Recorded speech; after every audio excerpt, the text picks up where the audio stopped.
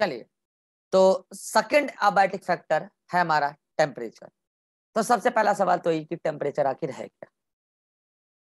देखिए, टेम्परेचर को डिफाइन करना इतना आसान नहीं है, लेकिन आम भाषा में टेम्परेचर को क्या कहते हैं, कोई बता सकता है? What is temperature?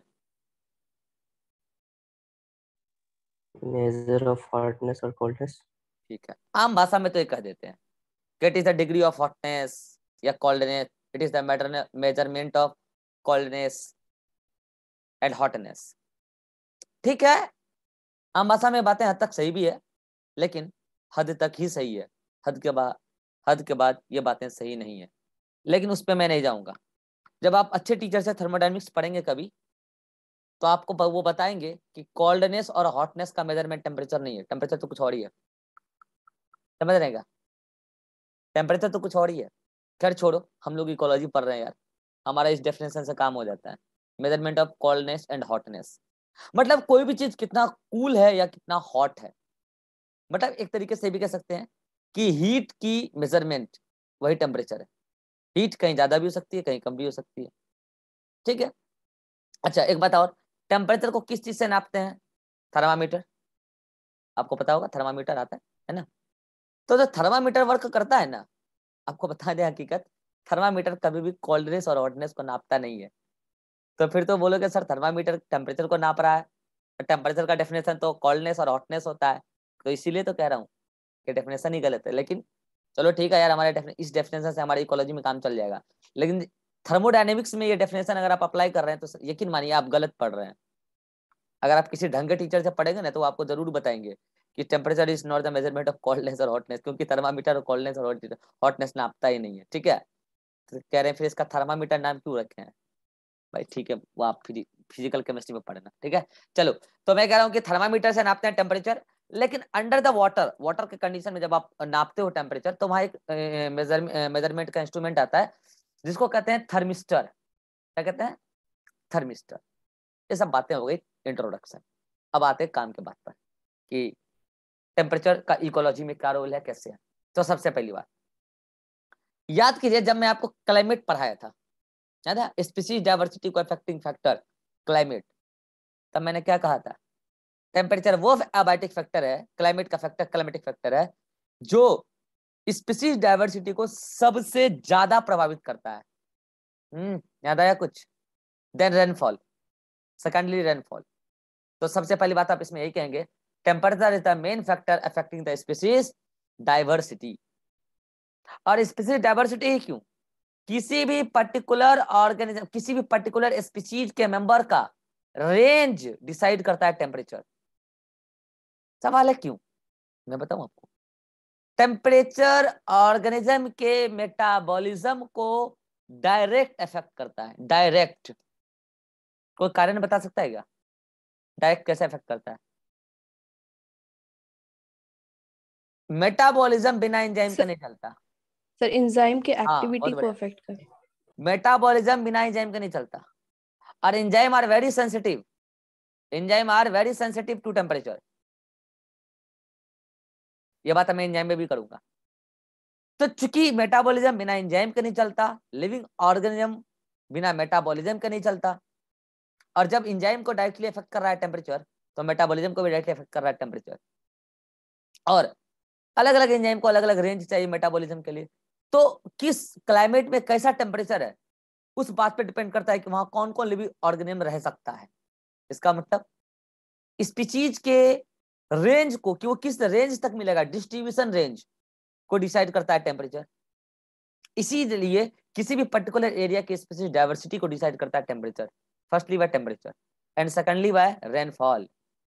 Secondly by rainfall, second main factor है एबायोटिक। इसको तो एक्स्ट्रा बता रहा हूँ यहाँ पे, हम तो टेम्परेचर पढ़ रहे हैं। ठीक है, तो टेम्परेचर के बारे में बात इंट्रोडक्शन बता दिया मैंने कि temperature is the first factor. अच्छा, लाइट के बारे में अगर पूछा जाए कि मेन फैक्टर किस चीज को अफेक्ट करने वाला है, तो आप बोलोगे प्रोडक्टिविटी।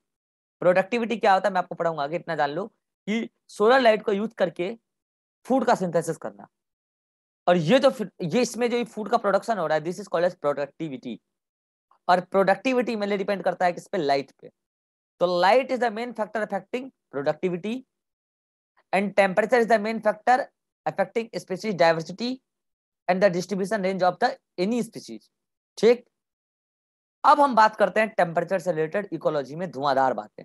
आज स्टार्ट होगी, कल खत्म होगी, इतनी बातें हैं इसमें। ये सब बातें तो बच्चों वाली बात थी जो आप अंडर 10 क्लास तक भी पढ़ते हो।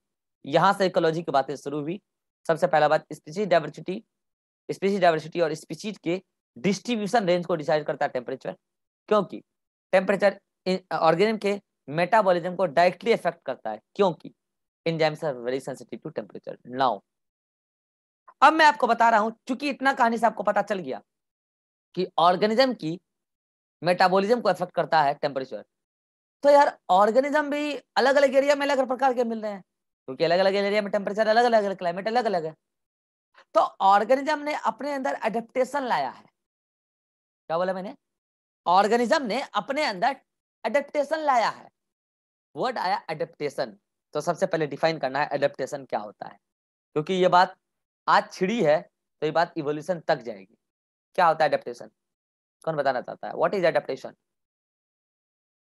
एडेप्टेशन क्या है? एनीवन? सर एनवायरनमेंट के अकॉर्डिंग। एक एक करके हार्दिक बोलो। सर, जो ऑर्गेनिज्म जिस भी इन्वायरमेंट में रह रहा है उसके अकॉर्डिंग अपने फिजियोलॉजी को सेट कर लेना। अच्छा अच्छा, ये बोलो राजश्री। सर अपना फिजिकल और बिहेवियरल चेंजेस लाएगा अपने हैबिटेट को देखते हुए, तो सर वो उसका एडेप्टेशन। रिभा?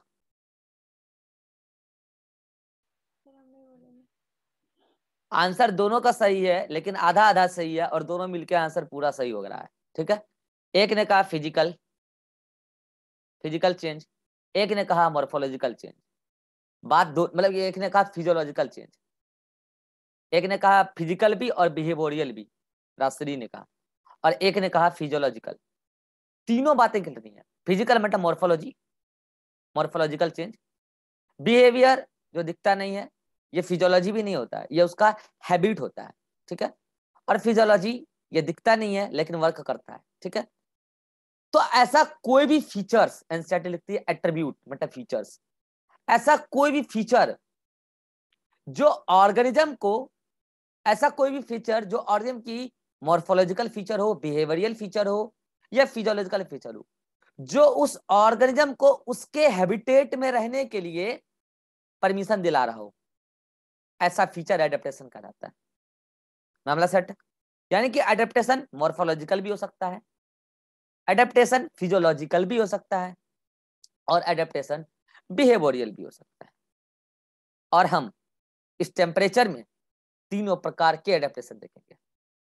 टेम्परेचर को लेके ऑर्गेनिज्म मॉर्फोलॉजिकल एडेप्टेशन भी दिखाता है, टेम्परेचर को लेके ऑर्गेनिज्म बिहेवियरल एडेप्टेशन भी दिखाता है, और टेम्परेचर को लेके ऑर्गेनिज्म फिजियोलॉजिकल एडेप्टेशन भी दिखाता है।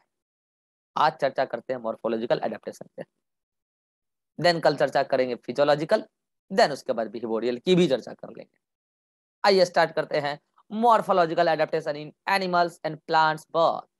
पहले मॉर्फोलॉजी का मतलब समझाएं। Morphological adaptation morphological adaptation for temperature या टुवर्ड्स टेम्परेचर, कोई भी बात लिख दो आप। ठीक है, आप समझ रहे हैं। चलो, तो सबसे पहली बात तो मॉर्फोलॉजी का मतलब मैं आपको पहले भी समझा चुका हूं। मॉर्फोलॉजी का मतलब होता है shape and size of organism. और क्या, सिंपल सी बात है। शेप साइज लिखा मतलब शेप को लेके भी और साइज को भी लेके। ये मॉर्फोलॉजी तो बाहर से दिखता है यार, बाहर से शेप साइज तो दिखता है, और क्या दिखेगा यार? और क्या दिख सकता है? कुछ नहीं दिख सकता। शेप साइज एंड कुछ एक्सटर्नल स्ट्रक्चर दिख सकता है। लोग एक्सटर्नल ऑर्गन, नाक है, कान है, चोंच है, पूंछ है, ये सब दिख सकता है। और क्या दिख सकता है? ठीक है, अब हम मॉर्फोलॉजिकल एडेप्टेशन प्लांट में भी देखेंगे और हम मॉर्फोलॉजिकल एडेप्टेशन एनिमल में भी देखेंगे। ठीक है, तो हम मॉर्फोलॉजिकल एडेप्टेशन पहले देखते हैं एनिमल्स में। इसमें देखते हैं मॉर्फोलॉजिकल एडेप्टेशन इन एनिमल्स। ठीक है, फिर प्लांट में भी देख लेंगे। तो मॉर्फोलॉजिकल एडेप्टेशन इन एनिमल्स, इसको समझाने से पहले मैं आपको एक जनरल कंसेप्ट समझाना चाह रहा हूँ, उसके बाद आप खुद बता दोगे सर कहाँ पे किस प्रकार के एनिमल मिलेंगे। ठीक है, चलिए इसको मैं समझा रहा हूँ। एक जनरल कंसेप्ट है जिस कंसेप्ट का नाम है surface area volume ratio, surface area volume ratio relation, volume ratio relation. यानी कि मैं बात करना चाह रहा हूं surface area divided by volume, इसकी मैं बात करना चाह रहा हूं। ठीक है, मैं कहता हूं कि आपके सामने दो बॉडी है, वो बॉडी एनिमल का हो सकता है, किसका हो सकता है, वो सब बारे में बात करेंगे। ये दो बॉडी है, एक और एक, दो। ठीक है, आप सबको बताना है यहां पर सरफेस एरिया ज्यादा कि कम। बोलो। कम। कम। कम। अच्छा, यहाँ पे सरफेस एरिया ज्यादा कि कम? ज्यादा। ज्यादा। ठीक, यहाँ पे वॉल्यूम ज्यादा कि कम? हाँ, वॉल्यूम ज्यादा कि कम, बोलिए। अरे बोलो भाई, है ये क्या हो गया? यहाँ पे वॉल्यूम ज्यादा कि कम? फंस गए, कोई बात। यहाँ वॉल्यूम कम और यहाँ वॉल्यूम ज्यादा। ठीक है, लेकिन बात इतने से नहीं बनता है, इतने में volume area volume divided by surface area divided by volume ratio समझ में नहीं आता है। ठीक है, माइक बंद कीजिए, अब हम समझा रहे हैं। माइक बंद कीजिए, माइक बंद किसका ऑन है? अब यहां से यहां आइए, मतलब जब बॉडी का साइज बढ़ा है, क्या लिख रहा हूं मैं? बॉडी का साइज बढ़ा है, ठीक है, साइज बढ़ा है, तो सरफेस एरिया पे क्या प्रभाव पड़ा और वॉल्यूम पे क्या प्रभाव पड़ा? सरफेस एरिया भी बढ़ा है, वॉल्यूम भी बढ़ा है, नो डाउट, लेकिन कौन कितना बढ़ा है, बात इसकी करेंगे हम। क्या कह रहा हूं मैं? जब साइज बढ़ा है तो सरफेस एरिया भी बढ़ा है, क्योंकि मैं कह रहा हूं कि यहाँ पे जब साइज छोटा था तो मान लो कि इतने से बॉडी साइज में 10 सेल आ रही थी, ठीक है, उसकी सरफेस एरिया थी। लेकिन यहाँ पे तो 10 से ज्यादा सेल आ जाएगी ना, यहाँ पे तो 10 से ज्यादा सेल आ जाएगी, तो सरफेस एरिया तो बढ़ेगा, नो डाउट सरफेस एरिया बढ़ेगा। बट वॉल्यूम क्या कर रहा, वॉल्यूम का क्या रहा? वॉल्यूम क्या होता है? सरफेस एरिया के अंदर जितना स्पेस है ना, ये बाहर बाहर सेल है, उसके अंदर भी सेल है, लेकिन ये बाहर वाले सेल को बाउंड्री मान लो, अंदर जो भी स्पेस है वॉल्यूम है, तो वो भी बढ़ा है। लेकिन बात हम यहाँ इसकी करेंगे कि कौन कितना बड़ा है। कौन कितना बड़ा है इसका अंदाजा आपको कौन लगा के देगा? रेडियस। कौन लगा के देगा? रेडियस। मुझे बताओ एक बात, ये रहा रेडियस, ये रहा रेडियस, यहां पे रेडियस R1 है और यहां पे रेडियस R2 है। आप जान रहे जब साइज बढ़ेगा तो रेडियस बढ़ेगा, ये बात तो तय है। मतलब आप कहेंगे R1 is more than R2, ये बात सच है। लेकिन जब size, R2 is more than R1. Sorry sorry sorry sorry sorry sorry, आप कहेंगे R2 is more than R1, ये बात सच है। बट क्या रेडियस बढ़ने पे कौन कितना बढ़ा, यही हमें इस बात का अंदाजा दिलाएगा कि surface area divided by volume से क्या है। तो मुझे बताएगी राजश्री, रेडियस का सरफेस एरिया के साथ कैसा रिलेशन होता है? जल्दी। Sir directly proportional. अरे डायरेक्टली में कैसा रिलेशन? डायरेक्टली ठीक है, डायरेक्ट प्रोपोर्शनल रेडियस कैसा? पता नहीं। वाह यार, पता नहीं। रिभा?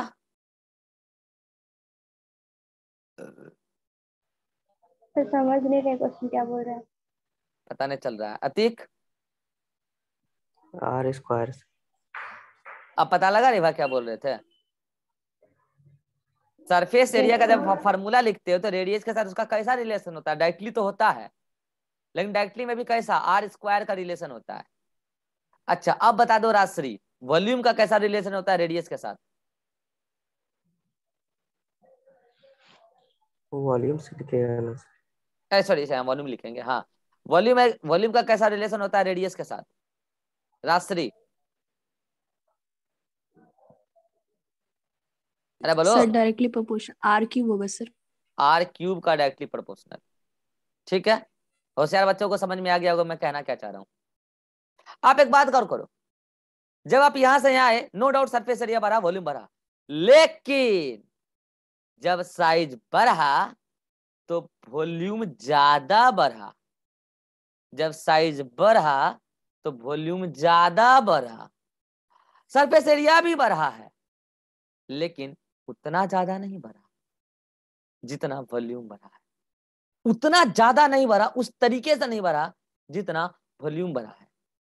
अब मैं आपसे कह रहा हूं कि अगर साइज घटेगा तो सरफेस एरिया घटेगा, वॉल्यूम भी घटेगा, लेकिन वॉल्यूम ज्यादा घटेगा, क्योंकि उसका आर क्यूब के जैसा रिलेशन, उसका आर क्यूब के जैसा रिलेशन।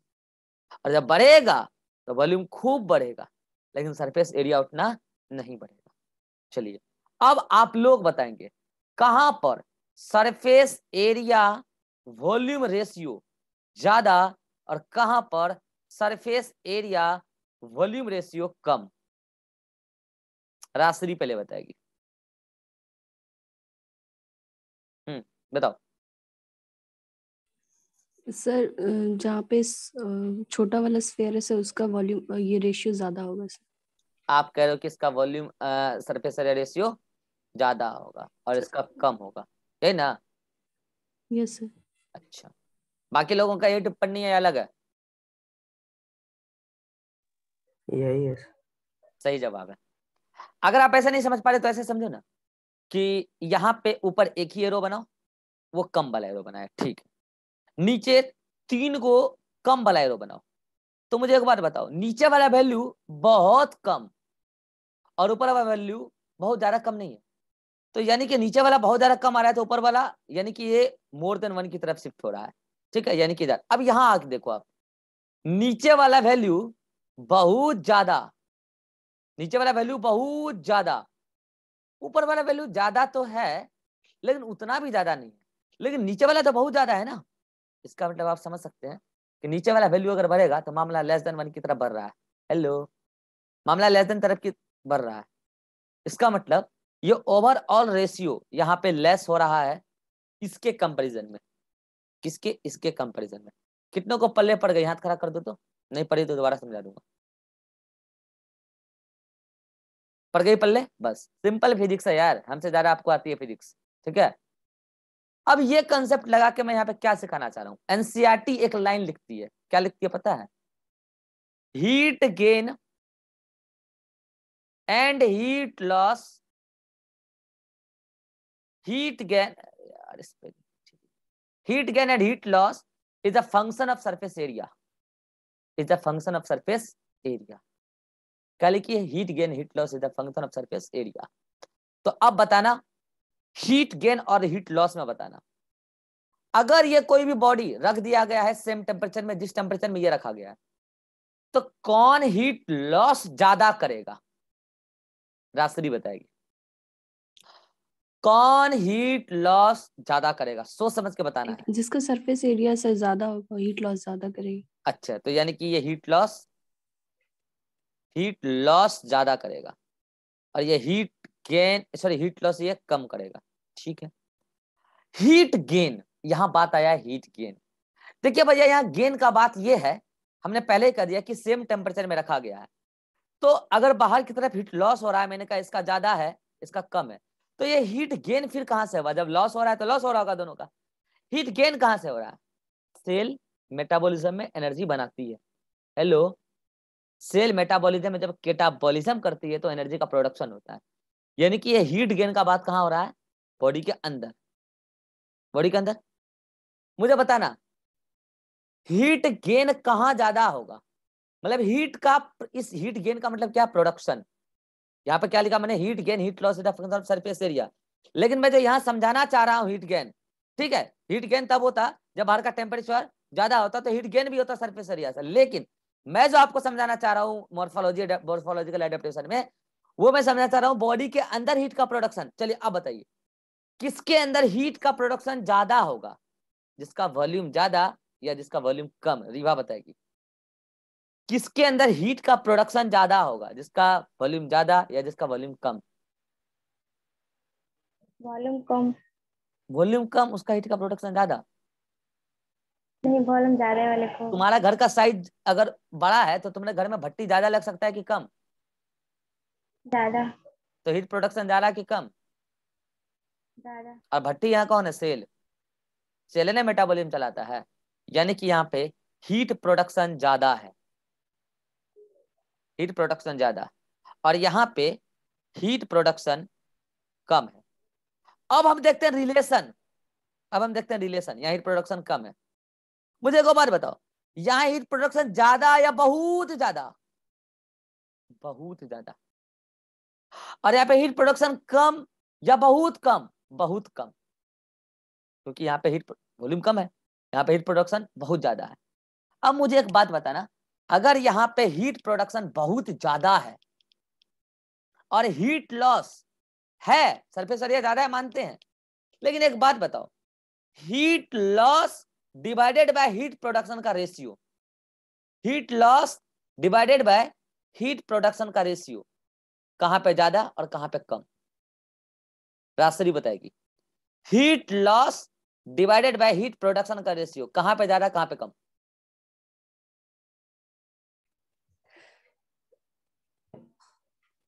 बोलो सर सर सोच के बताना आराम से।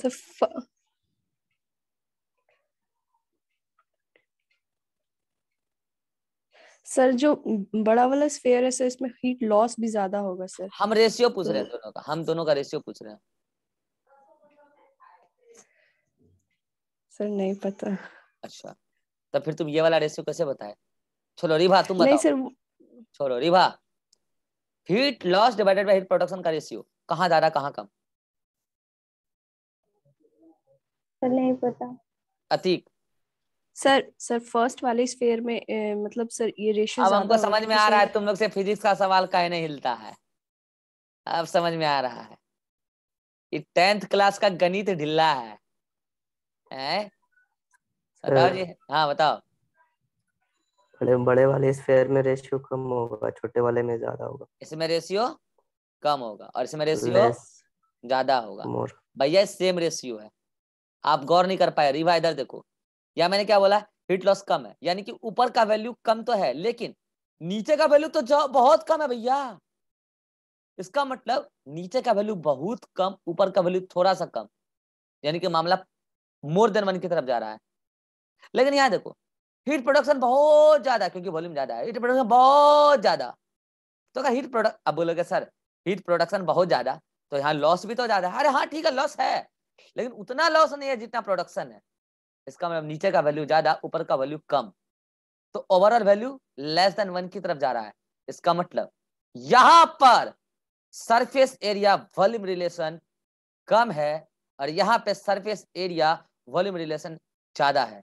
और ठूस लीजिए भेजे में एक बात, जहां सरफेस एरिया वॉल्यूम रिलेशन ज्यादा है, आप वहां ये समझेंगे कि वहां पर हीट का ओवरऑल लॉस ज्यादा है। ऊपर देखो ना यार, तभी तो मामला मोर देन 1 है। अरे भैया हीट का प्रोडक्शन कम, हीट का लेस कम इसके तुलना में, लेकिन हीट प्रोडक्शन और हीट लॉस के तुलना में तो हीट लॉस ज्यादा हो गया ना, क्योंकि प्रोडक्शन कम। ठीक है, यहाँ आइए, हीट का प्रोडक्शन ज्यादा इसके तुलना में, हीट लॉस ज्यादा इसके तुलना में, लेकिन हीट प्रोडक्शन और हीट लॉस का इसी के अंदर हीट प्रोडक्शन ज्यादा हीट लॉस कम। यानी कि अब आप समझ चुके हैं, वो ऑर्गेनिज्म जिसका बॉडी साइज लार्ज होगा, साइज की बात करो, जिसका बॉडी साइज लार्ज होगा उसके अंदर हीट का प्रोडक्शन ज्यादा हो रहा होगा और लॉस हो तो रहा होगा पतले के तुलना में ज्यादा। मैं उसके अंदर की बात कर रहा हूं, हीट का प्रोडक्शन ज्यादा होगा और हीट का लॉस कम होगा, क्योंकि वॉल्यूम ज्यादा है। और जो छोटे ऑर्गेनिज्म होंगे वहां हीट का प्रोडक्शन कम, बड़े वाले की तुलना में भी कम, और उसके खुद के जो हीट लॉस हो रहे हैं उसके तुलना में भी कम। अभी तो मैंने बोला, ये बात कितनों को पल्ले पड़ गई, याद करा करो। अभी तो मैंने बोला, लास्ट वाला फिर से बोलिएगा। फिर से रिपीट कर दे रहा हूं, सिंपल बात है भाई, जो ऑर्गेनिज्म बड़ा है उसका वॉल्यूम बड़ा है, ऐसे समझो। जो ऑर्गेनिज्म बड़ा, वो सब छोड़ो, फिजिक्स छोड़ो, अब जिसको पढ़ना पढ़ना था पढ़ गया, अब आप सिंपल बायोलॉजी समझो। जो ऑर्गेनिज्म बड़ा है उसका वॉल्यूम ज्यादा है, ठीक है, उसका सरफेस एरिया भी ज्यादा है, लेकिन उसका वॉल्यूम बहुत बड़ा है ना, क्यूब में आता है रिलेशन। तो हीट का प्रोडक्शन ज्यादा और उसी का बॉडी के अंदर प्रोडक्शन की तुलना में हीट का लॉस कम। मामला सेट है, मामला सेट है। यानी कि उसका बॉडी के अंदर हीट ज्यादा रहता होगा, उसका बॉडी के अंदर हीट ज्यादा रहता होगा, मतलब ये अंदर से हीट प्रोडक्शन ज्यादा कर रहा है तो हीट ज्यादा है। और ऐसा ऑर्गेनिज्म छोटा है तो वो अपने बॉडी के अंदर हीट बनाता कम है, लेकिन उसका सरफेस एरिया ज्यादा है, वॉल्यूम कम, सरफेस एरिया उसके तुलना में ज्यादा, क्योंकि यहाँ जब बॉडी साइज कम है तो क्यूब में कम, बहुत ज्यादा कम हो गया वॉल्यूम, लेकिन सरफेस एरिया कम हुआ है स्क्वायर में तो थोड़ा सा ही कम हुआ है, तो सरफेस एरिया ज्यादा है तो हीट लॉस ज्यादा। यानी कि छोटे ऑर्गेन के बॉडी के अंदर हीट का प्रोडक्शन कम हो रहा है और लॉस ज्यादा हो रहा है, बड़े ऑर्गेन का बॉडी के अंदर हीट का प्रोडक्शन ज्यादा हो रहा है और लॉस कम हो रहा है। अब मुझे बताओ, अब आप इस बात समझ गए कि छोटा एनिमल उसका बॉडी के अंदर हीट कम कंजर्व हो रहा है, बड़ा एनिमल उसका बॉडी के अंदर खूब हीट है। अब सोच के बताना, ठंडे इलाके में कौन ऑर्गेनिज्म रहना पसंद करेगा और गर्मी इलाके में कौन ऑर्गेनिज्म रहना पसंद करेगा? बड़ा और छोटा बॉडी साइज में बताना है सोच के, क्योंकि आप जान रहे हो जब वो ठंडी और गर्मी में जाएगा तो सरफेस एरिया से हीट लॉस होगा। तो अब आप आराम से सोच के बताना, मैंने बता दिया है मोटू के अंदर बॉडी का हीट प्रोडक्शन ज्यादा है और पतलू के अंदर हीट का प्रोडक्शन कम है, और सरफेस एरिया कहाँ ज्यादा कहाँ कम ये भी बता दिया मैंने, ठीक है। अब आप सोच के बताना कहाँ मोटू ऑर्गेनिज्म ज्यादा पाए जाएंगे और कहाँ पतलू ऑर्गेनिज्म ज्यादा पाए जाएंगे। सब लोग एक एक करके बताना। राजश्री सबसे पहले। चली गई। अच्छा वो चली गई, सर आगे होंगे, ठीक है। रिभा तुम बताओ। सर ठंडे वाले इलाके में पतले वाले ऑर्गेनिज्म रहते होंगे, मतलब छोटा वाले। अच्छा अतीक। ठंडे वाले रीजन में सर मोटू वाले ऑर्गेनिज्म और गर्म वाले रीजन में पतलू वाले ऑर्गेनिज्म। ये जवाब सही है, फिर से समझा रहा हूँ सुन लो। मैंने क्या बोला कि जिसके बॉडी के अंदर हीट का प्रोडक्शन ज्यादा और हीट का लॉस कम हो रहा है, और जिसके बॉडी, एक है पतलू, ये मोटू था जिसके बॉडी के अंदर हीट का प्रोडक्शन ज्यादा और लॉस कम, और एक है पतलू जिसका बॉडी के अंदर हीट का प्रोडक्शन कम और लॉस ज्यादा हो रहा है। तो जब दोनों को ठंडे इलाके में छोड़ाएंगे, दोनों को एक बार छोड़ दो ठंडे इलाके में, तो भैया पतलू ना वहां मर जाएगा, हीट लॉस हो गया ना, ठंडा से मर जाएगा, इसलिए पतलू वहां रहना पसंद नहीं करेगा, क्योंकि उसका बॉडी के अंदर हीट नहीं बनता उतना, क्या लॉस करेगा यार, मर जाएगा वहां पे। अच्छा जो मोटू है उसको अगर मोटे वाले इलाका में छोड़ाएंगे, बोलेगा ठीक है कोई दिक्कत नहीं, मेरे बॉडी के अंदर जितना हीट बनते रहता है, लॉस हो जाएगा तो कोई, क्योंकि जब हीट ग्रेडियंट वहां बनेगा बॉडी के अंदर और बॉडी के बाहर का, तो ग्रेडियंट के हिसाब से हीट लॉस चलेगा ना कि गेन इन्वायरमेंट से। तो हीट लॉस जब चलेगा तो इस हीट लॉस को कौन अफोर्ड कर सकता है रीवा, मोटू या पतलू? मोटू। तो वहां रहना कौन पसंद करेगा? मोटू। यही कारण है कि ठंडे इलाके में छोटे ऑर्गेनिज्म रेयरली मिलते हैं, ज्यादातर बड़े एनिमल मिलते हैं, और यही कारण है गर्मी इलाके में जैसे डिजर्ट में छोटे छोटे एनिमल मिलते हैं, बड़े एनिमल रेयरली मिलते हैं। अब समझ में आ रही है? अब सब, अब नहीं समझ में आया तो रिकॉर्डिंग दोबारा देखना, बात समझ में आ जाएगा, मैंने पूरी बात बोल दिया है, ठीक है। लास्ट की पूरी बातों को मैं कंक्लूड करता हूं। मोटू के अंदर हीट का प्रोडक्शन ज्यादा, पतलू के अंदर हीट का प्रोडक्शन कम, और सरफेस एरिया से हीट लॉस भी होता है, हीट गेन भी होता है। तो जब आप ठंडे इलाके में दोनों छोड़ के आए दोनों को, तो ठंडे इलाके में हीट लॉस होगा, और ठंडे इलाके में अगर हीट लॉस होगा तो मुझे एक बात बताओ, बॉडी में जो ज्यादा हीट बना रहा होगा वही लॉस कर पाएगा, एफोर्ड कर पाएगा उसको, तो ये एफोर्डेशन मोटू के लिए ज्यादा इजी है क्योंकि हीट अंदर में बहुत बना रहा है, और ये एफोर्डेशन पतलू के लिए सही नहीं है। तो पतलू कहाँ रहना पसंद करेगा? गर्मी वाले इलाके में, क्योंकि उसको पता है गर्मी वाले इलाके में जब हम जाएंगे तो गर्मी हमको लगेगा, बाहर से हीट मेरे अंदर आएगा, तो मेरा तो सरफेस एरिया है, जो हीट आएगा उसी को हम लॉस करेंगे क्योंकि मेरा सरफेस एरिया ज्यादा है। अब बात समझ में आया? पतलू गर्मी में क्यों रहेगा? क्योंकि वहां पतलू को गर्मी में रह के हीट लॉस नहीं करना है, हीट जब गेन होगा वही लॉस करना है, मतलब वो ठंडे वाले इलाके में अफोर्ड नहीं कर पाया। और गर्मी वाले इलाके में क्या होने वाला है कि बॉडी के अंदर हीट आएगा एनवायरमेंट से, उसको आप झेल पाएंगे क्या? तो ये चीज मोटू नहीं झेल पाएगा क्योंकि उसका बॉडी के अंदर ऑलरेडी हीट ज्यादा है। तो ये चीज कौन झेल सकता है? पतलू, क्योंकि उसका बॉडी के अंदर हीट ज्यादा नहीं बनता है और एनवायरमेंट से हीट आके अंदर रहेगा, तो बहुत ज्यादा हीट हो जाएगा, तो कोई बात नहीं, सरफेस एरिया है ना, लॉस कर देंगे, फिर पसीना निकाल देंगे, सरफेस एरिया ज्यादा है। तो यही कारण है कि डिजर्ट वाले इलाके में छोटे ऑर्गन ज्यादा मिलते हैं, और ठंडे वाले इलाके में जैसे कि पोलर रीजन, अर्थ के पोल पर, वहां पे बड़े एनिमल ज्यादा मिलते हैं। अब क्लियर हुआ रिवा? Yes sir. चलिए, अब आपके मन में आ रहा होगा सर व्हाट अबाउट कैमल, ऊंट, इतना बड़ा विशाल ऑर्गेनिज्म, नेचुरल हैबिटेट क्या है उसका? रेगिस्तान, डिजर्ट। डेजर्ट। तो सर ऐसा कैसे? आप तो कहते हो डिजर्ट में छोटे छोटे एनिमल मिलते हैं। मैं आपकी बात मानता हूँ, आप कैमल को छोड़कर और कोई बता दो डिजर्ट में बड़े बड़े एनिमल नेचुरली, इन्हें कि तुम वहां पे कोई एनिमल लेके चले गए, है ना, ऐसे नहीं, नेचुरली केवल डिजर्ट, वहां डिजर्ट में केवल कैमल मिलता है, पता है, ये उसका अडेप्टेशन है। अब आप बोलोगे कैसा अडेप्टेशन? तो मुझे एक बात बताओ, गर्मी इलाके में छोटे एनिमल रहेंगे और ठंडे इलाके में बड़े एनिमल रहेंगे, ये मॉर्फोलॉजिकल एडेप्टेशन है छोटे और बड़े का, है ना। लेकिन अगर गर्मी इलाके में बड़े एनिमल रह रहे हैं तो ये तो मॉर्फोलॉजिकल एडेप्टेशन के खिलाफ दिख रहा है, दिख रहा है ना, तो फिर वो वहां रह कैसे रहा है? मैं कह रहा हूँ एडेप्टेशन है। बताओ अति कैसा एडेप्टेशन होगा? फिजियोलॉजिकल। बहुत बढ़िया, फिजियोलॉजिकल एडेप्टेशन होगा। अब आप बोलोगे सर कैसे? तो कोई बात नहीं, फिजियोलॉजिकल एडेप्टेशन में मैं आपको आगे बता भी दूंगा। वो एक ही बार में बहुत पानी पीता है, और एक ही बार में बहुत पानी पी के फिर अपने मेटाबॉलिज्म को इस कदर चलाता है कि उसका बॉडी के अंदर टेम्परेचर का मेंटेनेंस होता है।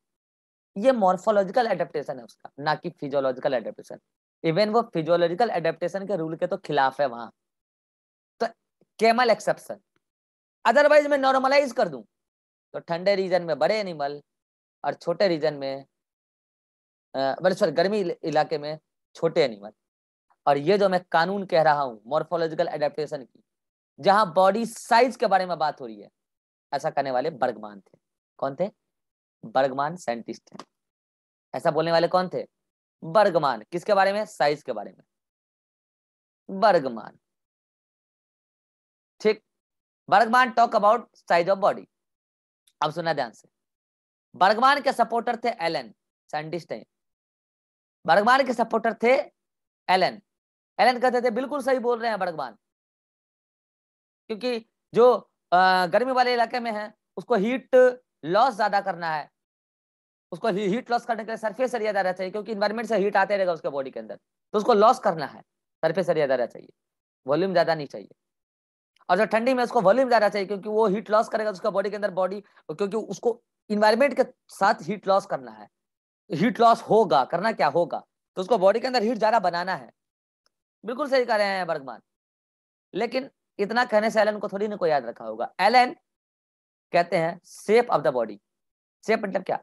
एक्सटर्नल स्ट्रक्चर के बारे में कहते हैं जो गर्मी में रहने वाला ऑर्गेनिज्म है वो अपने सरफेस एरिया को बढ़ाने के लिए एक्सपोजर ऑर्गेन, जो हमारे बॉडी के बाहर एक्सपोज्ड है, उसको बड़ा बड़ा रखते हैं। जैसे पूंछ, नाक, ये थूथना, इसको थूथना कहते हैं। ऐसे जो गाय भैंस में अच्छे से दिखता है, थूथना, ठीक है, थूथना, ईयर बड़ा बड़ा। तो जो गर्मी वाले इलाके में रहते हैं एनिमल तो छोटे हैं, लेकिन उसके एक्सपोजर ऑर्गेन बड़े बड़े। बोले क्यों? अगर एक्सपोजर ऑर्गेन बड़ा बड़ा होगा, तो जैसे नाक है, थूथना है, कान है, इस सब के बढ़ने से वॉल्यूम बहुत ज्यादा नहीं बढ़ेगा। वॉल्यूम तो बढ़ेगा एब्डोमेन का बढ़ने से, तो इस सब का बढ़ने से वॉल्यूम बहुत ज्यादा नहीं बढ़ेगा, लेकिन सरफेस एरिया बढ़ जाएगा। और सरफेस एरिया इतना बढ़ जाएगा सरफेस एरिया कि वो हीट लॉस आराम से कर सकता है, क्योंकि वहां उसको एनवायरमेंट का हीट बॉडी के अंदर आएगा, हीट लॉस आराम से कर सकता है। और वो बोले जो ठंडी वाले इलाके में है, वो जब ठंडी वाले इलाके में रहता है उसको बॉडी के अंदर हीट का प्रोडक्शन ज्यादा करना है और लॉस को रोकना है, क्योंकि उसके अंदर हीट के, वो ठंडी वाले इलाके में रह रहा है, तो वहां वो हीट लॉस को रोकने के लिए, हीट प्रोडक्शन को बढ़ाने के लिए, हीट लॉस को रोकने के लिए अपने एक्सपोजर ऑर्गन को छोटा छोटा कर लिया है। कान, पूंछ, नाक, इसको छोटा छोटा रखा है, थूथना छोटा छोटा रखा है, ताकि हीट, उससे क्या होगा, वो सब ऑर्गन कम, नंबर ऑफ सेल कम, छोटा छोटा नंबर ऑफ सेल कम, तो हीट का लॉस कम और प्रोडक्शन का लॉस ज्यादा, तो ठंडी इलाके में भी आराम से रहेगा। इसका मतलब Allen talk about the shape of the body and Bergmann talk about the size of the body. बोलो बात सही है? शेप में ही क्या आ जाएगा? Exposure organ. रिवा समझ में आया? Yes sir. आ जाओ, नोट्स में सब कुछ दिखा देते हैं। सारी बातें नोट्स में लिख रखी है और आपके एनसीईआरटी में भी लिख रखी है। ये देख लो टेम्परेचर। तो मैं बात कर रहा हूं पहले बर्गमान रूल। ये आ जाएगी बर्गमान रूल, देख लीजिए यहाँ पे। टॉक अबाउट बॉडी साइज, ठीक है। मोस्टली एनिमल, ये किसकी बात कर रहे हैं? बर्ड और मैमल्स की बात कर रहे हैं, हम आपको आगे बताएंगे। इन कोल्ड एरिया, मतलब स्नो या कोल्ड वाटर वगैरह में, body size large, want to conserve the heat. जो ठंडी वाला इलाके में है वो हीट को बचा के रखना चाहते हैं, क्योंकि नेचुरली बॉडी से हीट लॉस होने वाला है वहां। तो बचा के रखने के लिए क्या कर रहे हैं? बॉडी का साइज बड़ा रख रहे हैं, क्योंकि हीट का प्रोडक्शन ज्यादा हो जाएगा। एडेप्टेशन का डेफिनेशन मैंने लिख दिया है। बर्गमान के रूल के हिसाब से mostly animal in warm area body size small. क्यों भाई? क्योंकि नेचुरली वहां इन्वायरमेंट से उसके अंदर हीट आएगा, तो बॉडी साइज को स्मॉल रख के क्या करना चाह रहा है? हीट, अंदर हीट का प्रोडक्शन कम करना चाह रहा है। और बॉडी साइज स्मॉल तो सरफेस एरिया ज्यादा। अभी समझाया कैसे? तो वांट टू लॉस हीट, ठीक है। एक्सेप्शन कैमल है, मैंने बता दिया है। एडेप्टेशन है, आप चाहो तो लिख लेना ब्रैकेट में, फिजियोलॉजिकल एडेप्टेशन लिख ही लेना, लिख लेना फिजियोलॉजिकल एडेप्टेशन, ठीक है। नेक्स्ट इधर आ जाओ। ये बातें यही आपको याद रखना है, बर्गमान रूल यही है। क्या? छोटा है ये, बड़ा है ये छोटा है, ठीक है। तो वॉल्यूम बड़ा, सरफेस एरिया कम। यहाँ वॉल्यूम कम, सरफेस एरिया ज्यादा। तो आपको ये सोचना है यहाँ वॉल्यूम ज्यादा तो हीट प्रोडक्शन ज्यादा, हीट प्रोडक्शन ज्यादा और सरफेस एरिया कम तो हीट लॉस कम। ऐसे सोचना है। यहाँ वॉल्यूम कम तो हीट प्रोडक्शन कम। देख लो कलर, कलर का सिग्निफिकेंस दिख रहा है? लो नेचुरल कलर देख लो, दिख रहा है? सरफेस एरिया ज्यादा तो हीट लॉस ज्यादा, सरफेस एरिया कम तो हीट लॉस कम। कलर दिख रहा है? वॉल्यूम ज्यादा तो हीट प्रोडक्शन ज्यादा, हीट के अंदर हीट ज्यादा प्रोडक्शन। यहाँ वॉल्यूम कम तो हीट प्रोडक्शन कम, दिख रहा होगा, ठीक है। नेक्स्ट, उसी से रिलेटेड यहाँ पे मैंने दो ऑर्गेन का बारे में बात किया। स्टारफिश गर्म पानी में रहता है, ठीक है। और ये कोल्ड वाले के इलाके के अंदर की बात हुई है, ठीक है। आप देख लेना एलेंस रूल, ये रहा एलेंस रूल।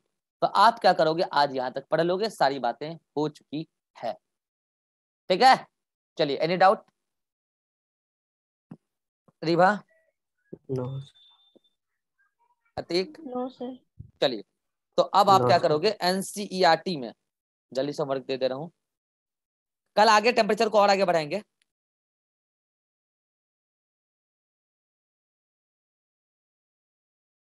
एनसीईआरटी में पेज नंबर 222 से लेकर पेज नंबर 223 पर पूरा लाइट पढ़ लेना है, लाइट पढ़ लेना है। स्क्रीनशॉट लेते चलो खटाखट, लाइट पढ़ लेना है, ठीक है। देन बता रहा हूं टेम्परेचर के बारे में कहाँ मिलेगा मामला।